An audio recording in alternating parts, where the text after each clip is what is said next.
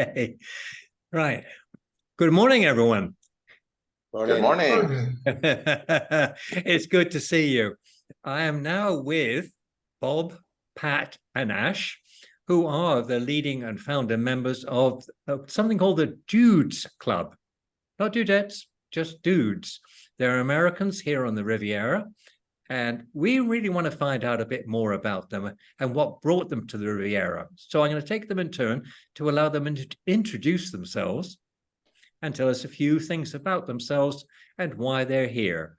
So I'm going to start with the top one. Bob, can you tell us a bit about yourself? Absolutely. My wife and I decided to downscale and retire, and the French Riviera had a very nice ring to it. So we sold our house in Maryland back in the States, and shipped our two cats and a dog over with a nice service, the door-to-door service, which was wonderful. And we got here on January 3rd of 2020. And as you may recall, COVID hit about 6 weeks later. So that was quite the curveball. But we endured that like everyone. And we absolutely adore France. We both are diving into the culture and the language, having just a wonderful time here. We've been renting in various locales, actually 5 different houses, believe it or not, in little under 4 years. Yeah, 5, pretty crazy. So we've gotten a taste of La Napoule and Mandelieu, or Mandelieu, as you Brits say, and Valbonne, and now we're in Juan-les-Pins. So we've been bouncing around, really having a great time, doing a lot of traveling locally in Europe, which, as you know, is just hop, skip, and a jump away to get to Italy and all the rest. So having a wonderful time. And I joined the American Club early on. We joined. And just to get into the club aspect a little bit, the American Club's been around 60 years. They're a wonderful club. They perform they serve a function here. I got involved, got onto the board, actually, organized some events. Had a good time, but my wife being younger, we kind of noticed that the membership was fairly old, and which is okay. The events were also, kind of pricey, which is, okay. But the thing that kind of puzzled me was there was quite a number of members, couples, for example, and they'd both be German, or they'd both be Dutch, or they'd both be Swedish. And it's sort of like, why are you in this club? I didn't get it. And so, and the top brass in the club were like, well, why don't you start your own club? And so I thought, screw it, maybe I will. So we started out with the Dazzer Dudes, and Pat, my good golf buddy, and Asher, my close friend. The three of us have just kind of been spearheading this effort. We've been doing it about 8 months now, I guess, and we've got about 40 dudes and growing. Well, let's whiz on to Pat. Pat, what brought you here? And well, we know that you've been here a while, so I'd like to know a bit more about what you do and why you chose Riviera.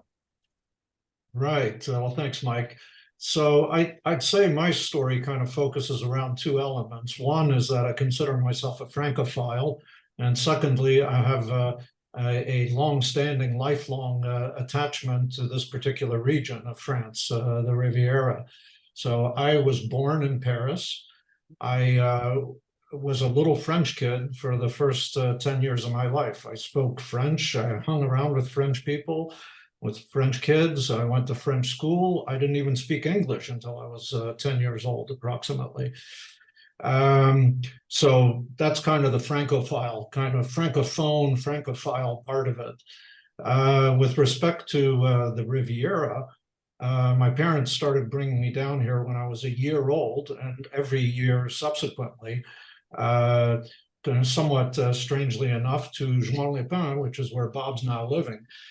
And then after that, some years later, so a couple decades later, my parents retired down here in Cannes, so I would come back as a young man to visit the region.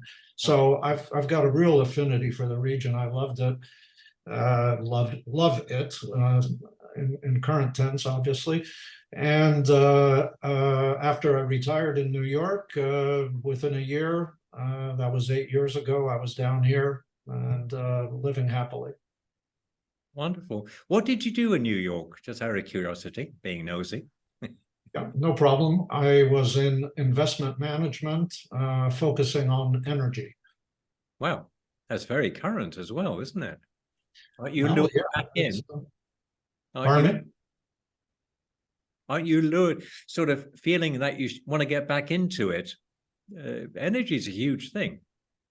Energy is a big thing, but kind of to echo what Bob was just saying, happily retired, very happy to be playing golf, to, swim in the sea, to do all the stuff that we are so fortunate to be able to do here. And all of that immersed in French culture and all of that. I'm perfectly happy without working. That's really good. So let's move on swiftly to Ash and find out. Well, Ash, you're in California a lot of the time. So how does it work for you coming to the Riviera? It must be a culture shock each time. Well, my wife's French. And since 2007, I've spent about a month in France per year for one thing or another. I took a master degree that was based out of Spain, France, England, and finished in Ireland in 2011 through 13, and then was back in San Francisco. And after what happened in 2020, really didn't feel comfortable in San Francisco anymore. So started looking at living in places that we liked. And the Riviera was one of them. So fall 2021, I started applying for jobs. Carlton International gave me a call. They're a real estate company, had a couple interviews, and they agreed to bring me on as the director for the North American market. So I sell Saint-Tropez de Menton, Pays Arrière to Americans.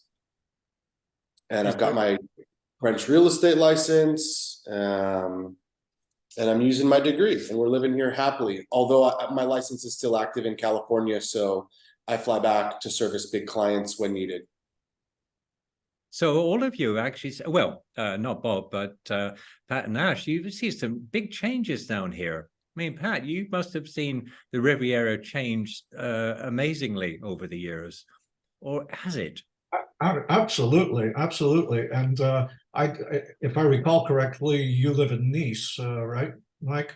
Yeah. I'd say that Nice is one of the cities or towns along the coast that's probably changed the most. I mean, I remember 40 or 50 years ago, half of the stuff that we go to, where we go to now, and Nice didn't exist, like the Rue de France and the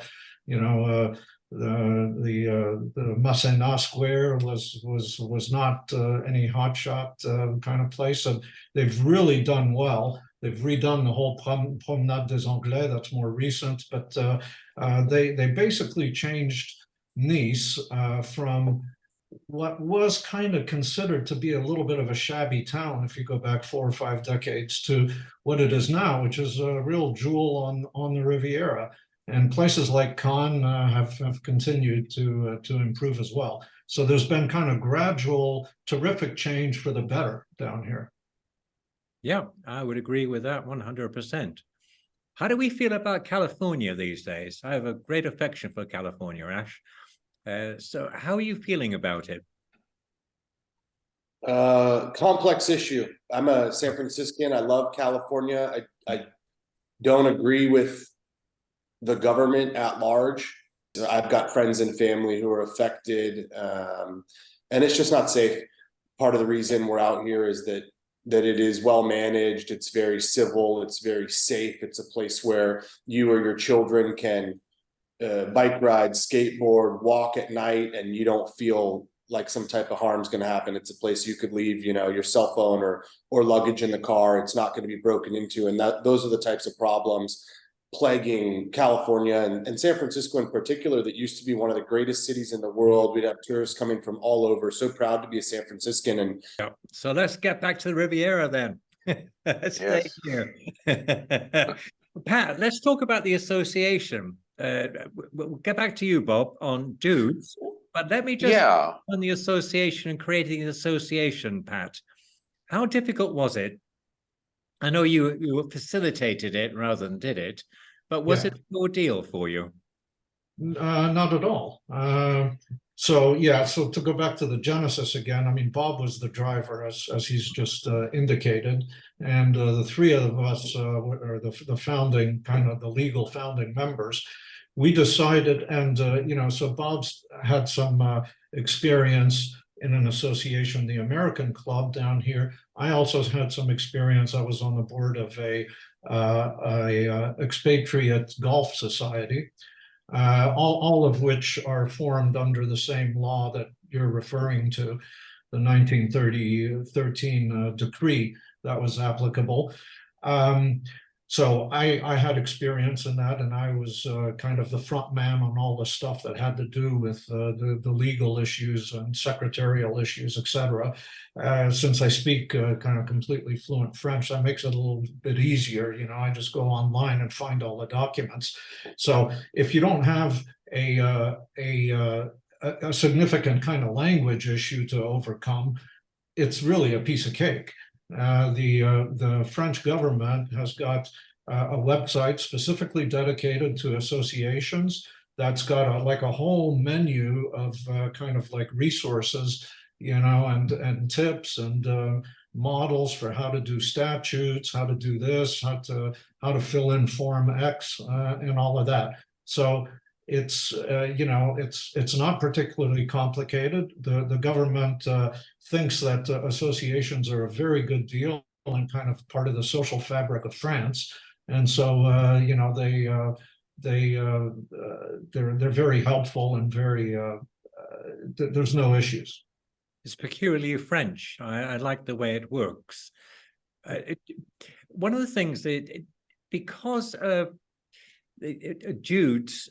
How did you, well, I suppose this is really for Bob, because who chose the name Dudes? Well, I chose Desert Dudes just because it, there was a little bit of alliteration there.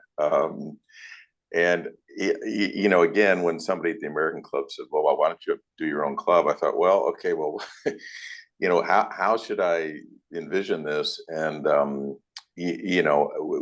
we came up with, Pat, Asher, and myself, we came up with this pretty hard and fast rule that you need to have an American passport. And you have to have a Y chromosome or identify as a male. Let's put it that way. so just to be current. And the interesting thing is, like, for example, Pat mentioned this expatriate golf group called REGS, which is a wonderful organization. And there's a guy with a big South African accent named Stuart. And lo and behold, he's got 3 passports. I think he's got South African, Irish, or whatever, and American. So he can be a dude, So we actually have, and we have a guy named Carl who is a French guy, but he spent 20 years in the States and has an American passport. So we actually have a little bit of international flavor to the group, but we're trying to really stick to people that were spent a lot of time in America, in the U.S. They kind of love the U.S., although Asher's having his issues at this point.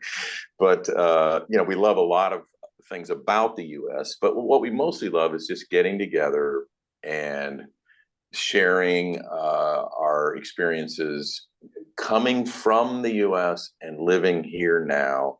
And I would say to a man, we all love where we are here in the south of France. It's paradise.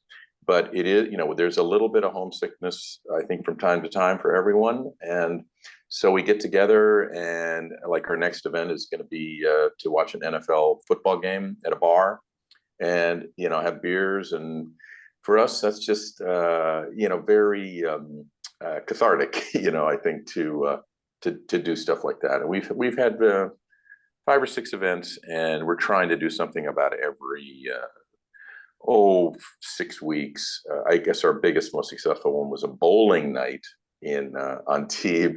Well, actually, right off the A8 there, a laser bowl, and we had close to 40 people. And that one, what we do is we open up occasionally to spouses and or friends or whoever, and nationality is irrelevant at that point. It's really just an open event. So I think we're trying to sprinkle in open events, like every third one. Do just like we just had a Taiwan Thai dinner at my house, and we had 12 guys, and that was a lot of fun. And the next, that we were thinking about maybe the Hippodrome, the racetrack, go there and have that be an open event and get 40, 50 people, So we want to be a club that sticks to its mission, but also from time to time opens up, and I think it's good for PR to, so that people don't think we're too exclusive and too snooty. Don't think you'd be accused of that. I'm curious about the Hippodrome, though. They do buggy racing there, and that's something you don't see outside the South. It's incredible. True. We'll as long as they have food and drink, and you can bet on it, I think we'll all be fine. Okay, who wants to say how we get hold of you and how we can find out more about the dudes? Wow. Well, I guess the simplest way is just to email me, and it's a somewhat simple email. It's Bob Jeffers Copy, COPY @gmail, and Jeffers is JEFFERS. And I've got an email list of all the members, and from time to time I'll send out an email saying welcome so and so to the group. And we do have a Facebook page, so you can go and just search Dazzler Dudes on Facebook and message through that. So that's a good way to do it as well, if you can't remember my email. Would it be okay if I posted it? Would that be all right? Absolutely. Oh, Absolutely. Perfect then. Okay, well, our time is pretty well up. So may I just say a huge thank you to you, Bob, and to you, Pat, and to you, Ash, for participating in this session. And we'll have another one soon when the dudes may be just a bit more advanced and we've got more to tell people about the activities, because I think it's got legs on it. I really do. So I congratulate you all on doing this. I think it's wonderful, and it does integrate with French society, which I'm pleased about as well. That's fantastic. So it remains for me to say a huge thank you to you all. Thank you. Thank you, Thank Mike. you, Mike. Asher got a little short change, but next time. Well, It's all good. I'm happy to be here. I'm happy to see everyone. It's interesting to spread the information and grow our little club. So we'll see you next time, Mike, and we hope we get some inquiries from our interview. well, that's the idea. Okay, so let's have those huge smiles and Absolutely. the off button. Thank you, Mike. Take Thank care. you.